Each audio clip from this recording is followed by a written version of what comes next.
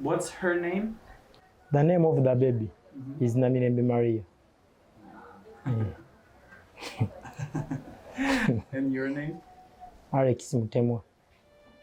Say, ah. All of our patients travel from several hours away. They just stay here all week waiting for their turn for surgery because it's too far to go home in between. They're sleeping under the stars to get the surgeries that they need. We have to get an operation so that this baby becomes normal, like the others. And it was there when she was born, so present at birth. Do you want us to remove that surgically? Yes. It's an orchestra of healthcare professionals that make a procedure for a patient successful. Nothing to eat or drink from midnight till tomorrow. Come back tomorrow, 7:30 in the morning.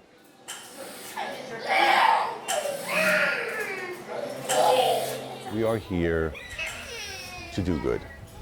I think to do good, to help people who are less fortunate than we are, to help people who are marginalized and just shunned from society. We're here to help. She was the first one, remember?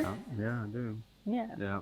So those things that we know we made a difference on, and we don't expect them to return, and we think that we cured the problem, and that's very satisfying. How life-changing is that for a baby like that? Well, not only for the baby, but for the family. There's always going to be a stigma to any kind of problem that is obviously an abnormality.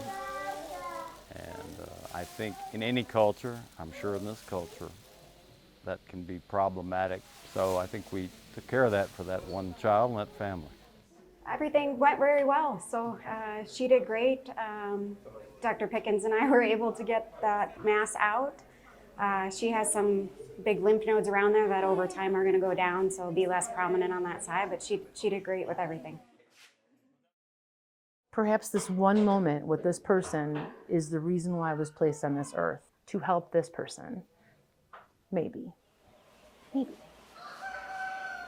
So first day is always clinic day. Not allergic to anything? We all know that we're here for the people of Rakai and for humanity. We're all really excited to get going and get started. It takes so long to get here from anywhere. But once we get here, I think we kind of put our feet to the ground and we get things done. Because there are lots of people who are in need of these surgeries. We have our surgeries lined up, so I think we're going to have a great week. Accident. It's a little bit risky to move on a motorcycle, but that's the common means of transport that is available. I would say it's really common. Even in the US, the only difference here is they're riding 2, 3, 4 people to a motorcycle, and most of them have no headgear, no anything. And so if there is an accident, they're going to have an injury. And worst of all is if they don't have money or resources, it's like, oh, it looks okay, it'll be okay, we'll just leave it alone. So they let it heal by secondary intention, meaning it just heals slowly and then everything shrinks and contracts. So eventually she would have to have reconstruction.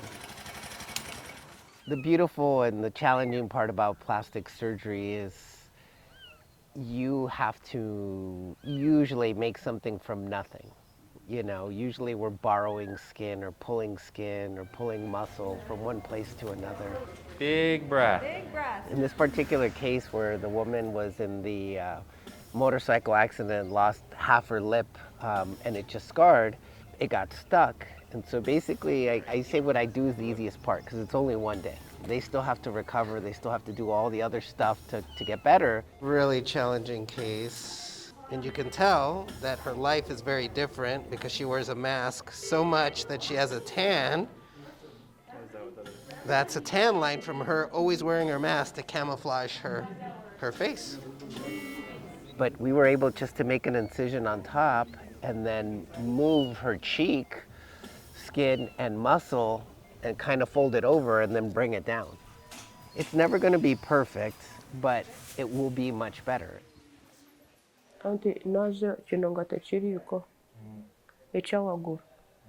Ngata chiriko. Kat chinoash tere de koan.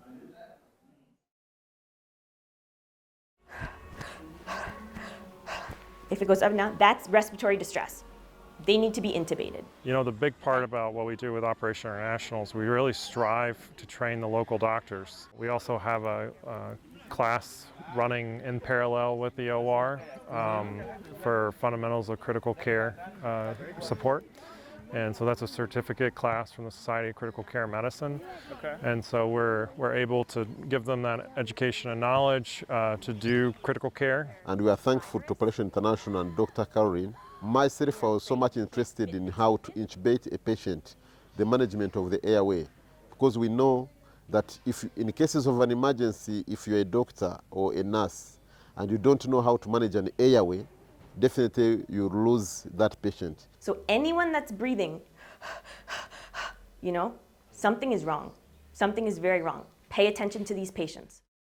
If you saw a picture of him, it literally looks like somebody has their hand, and it was what, maybe an inch of scar tissue holding his throat. And that's hard to deal with. And he would just wear a black mask, not covering his face, but literally covering the bottom part of his neck so nobody would see him and ask him questions, I'm assuming. Okay, Brian, we have 1 hour to do this. That's it. Let's get some blue towels for this if we can, Brian. Because this is going to be bloody and messy. I want his extension as much as possible because look, there's a space under here. Look at this. So there's gonna be a shit ton of hairs on it when you open that up? Oh yeah, it's gonna literally be full of like your facial hair stuck in a ball. Like a hairball that you see in the sink or in the shower, but it's stuck under tissue. Just let him talk. Yes, that one.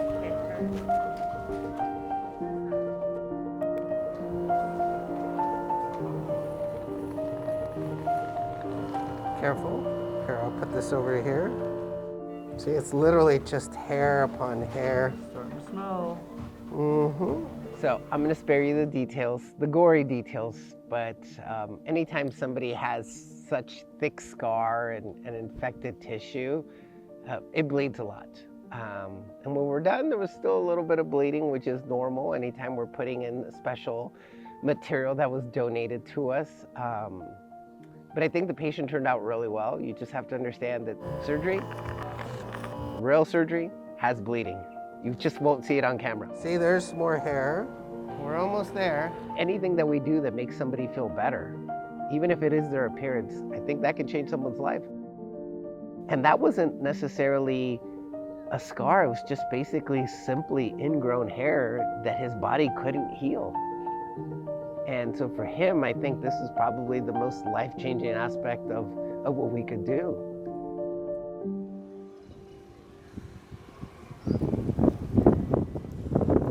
And then we headed off to the orphanage, and we got to the orphanage, the Jack's orphanage, about 7:45 in the morning.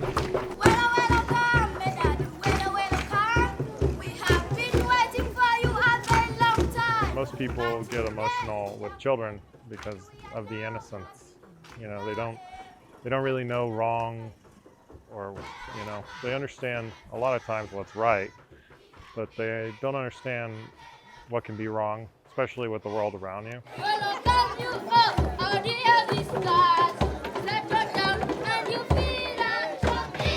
It's really medical volunteers changing the world to make it a better place, to make sure that people aren't forgotten in all different walks of life. I know there are still good people out there, and I know that the good people outweigh the bad people. The thing that gives me hope is there are people that are willing to do this.